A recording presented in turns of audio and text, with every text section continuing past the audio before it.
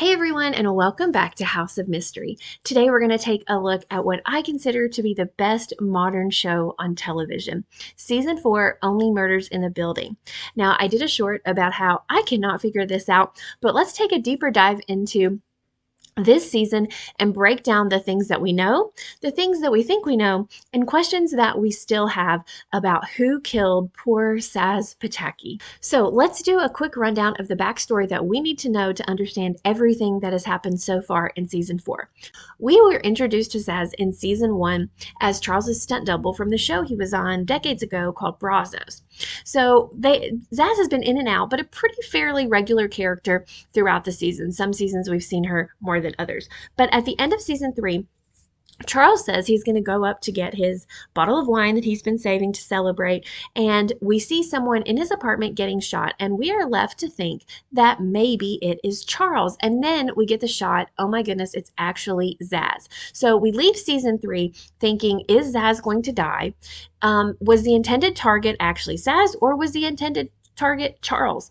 And then when we start season 4 and the trio comes to Charles's apartment, it's like, it's weird that Sazz never came back, and Charles is a little worried, but kind of overlooking it because maybe Sazz is kind of like that sometimes, and maybe she'll get back to him.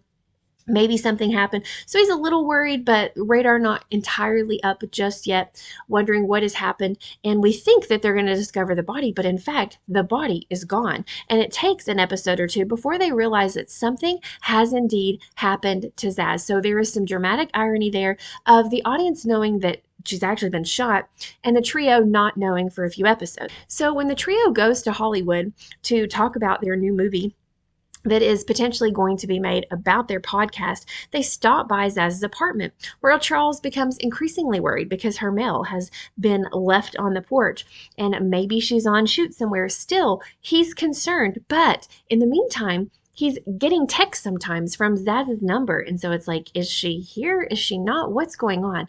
They eventually go into, when they are sure that something is wrong, they go into Sazz's apartment, and we see some notes on the desk, and even the trio is not quite putting it together yet.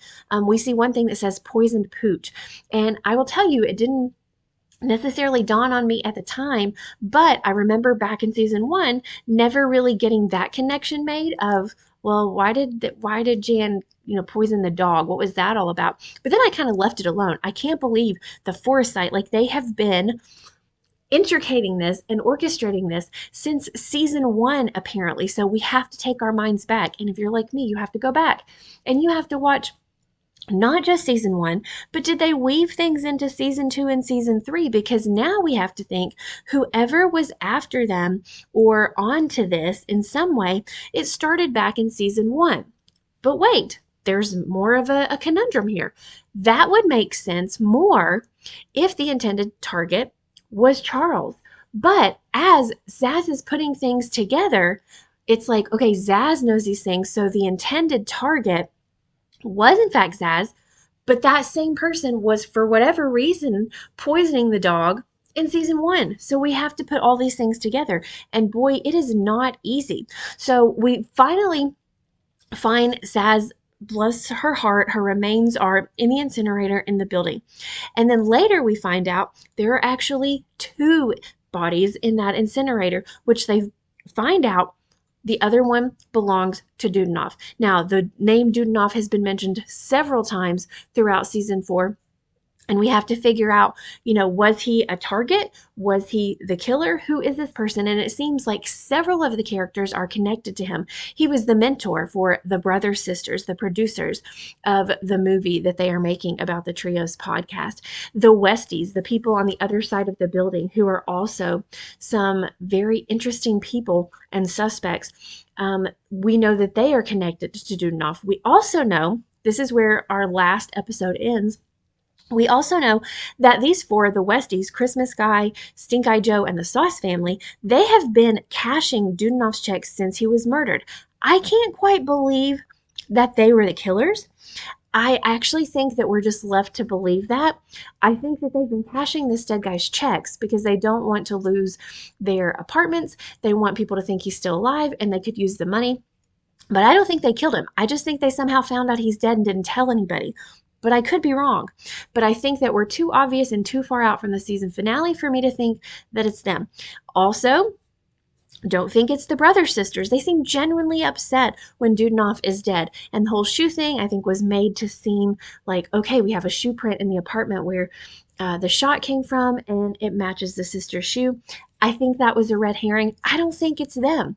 And so we're left thinking, who could potentially be the killer? So another thing that was figured out by the trio who is playing our original characters, which was made up of Eugene Levy, Zach Galifianakis, and Eva Longoria. I mean, first of all, talk about an all-star cast in season 4. Oh my goodness. But those three figure out, what about the note on Jan's door, which was also something that Sazz was questioning. So what about this note that was left on her door? If she was the killer, why did she have a note? And there's a smudge mark that they have deduced is made by a left-handed person. So of course, I'm going back through all the episodes trying to figure out, can I find somebody who's left-handed? But they have either been very careful in orchestrating this and just not wanting us to know. I'm not really sure what's going on there, but I do think that that is a clue.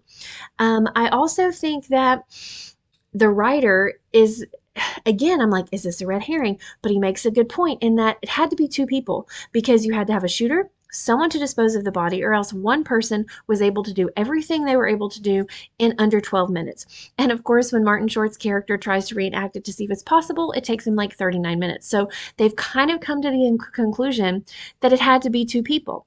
Other than the Westies, I can't figure out two people who would be working together, because again, I don't think it's the brother sisters, and I don't think it's the Westies. So what two people could be working together? Or is that two-person scenario somehow a red herring and this was done in 12 minutes? I don't know.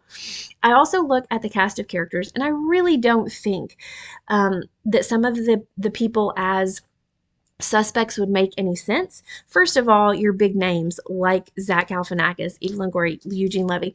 It wouldn't make any sense really for them to have anything connected to season 1. And I also don't think that they're on there to be the killer. Meryl Streep's character, Meryl Streep, come on. I don't think that it would be her, because she was a candidate for a suspect there for a while in season 3. So I don't know that they would revert to that. And again, where's the connection to season 1? Molly Shannon's character as Bev, she was there at the place that Sazz was wanting to create for after she was done in Hollywood and to train people. You know, she was there in that building, and that's a little suspicious, and she is very kind of all over the place. There was one scene where she's getting on an elevator and she leaves her cup, and for a minute I thought that was going to be a very important clue, and I don't know if it was just a mistake, and it's nothing because I can't figure out what that clue would be, but that was interesting to me for a second. So I definitely think that it could be her. You also have Paul Rudd's character back, the stunt double, Ben's stunt double, who's kind of in and out of this season.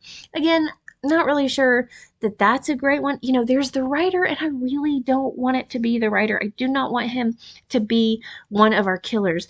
But the only person who's left is Howard. And if it's Howard, I can't like the show anymore, because I love Howard, and Howard cannot be the killer. And so please, let's put this together. I'm still lost. I'm still confused, but I'm breaking it down as to what I know and what I don't know. And I have a lot more things that I don't know, but I do know that the rule that we've talked about before, like in my Scooby-Doo video, it has to be somebody that we've been introduced to. I don't think somebody's just coming up at the end and here's our killer.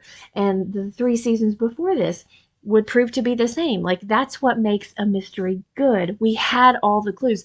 If you don't have the clues provided, then how in the world are you supposed to be able to figure it out? That makes it no fun. So it's somebody or some buddies that we have been introduced to, and I need you to help me figure this out. More importantly, though, if you have not watched this show, please watch it. Again, there's some language, there's some things, but I really love it. And it's just very comforting to see Steve Martin and Martin Short on the screen. And again, you have such a star-studded cast. And even better, they have already confirmed a season 5 in the works. And so I can't wait. I can't wait to see how that's going to work out. But if you're watching the show, you know it comes on Tuesday. This season only has a couple of episodes left, but I'm going to be in front of the TV on Tuesday to try to continue to put these clues together. So if you've made it to this point, again, thank you so much for watching. Please, if you have any idea, leave some comments below. Thanks for watching and supporting the channel. Please like and subscribe. It helps and is appreciated more than you know. As always, have a great day and stay mysterious.